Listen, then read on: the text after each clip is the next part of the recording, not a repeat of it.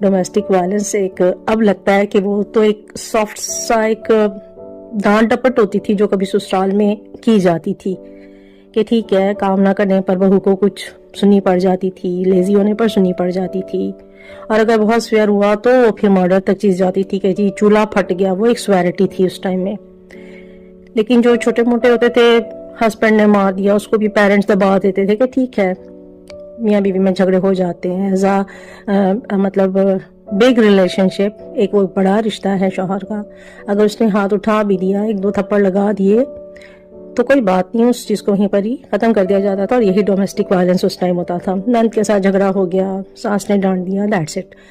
ابھی domestic violence کی جو بدترین شکلیں سامنے آ رہی ہیں، سچ پوچھیں تو شارٹلی میں یہی کہوں گی کہ میرج ایگریمنٹ جو ہے وہ صرف ایگریمنٹ یا ریئل، کیونکہ میرجز اور نکاح کے نام پر جو بلنڈر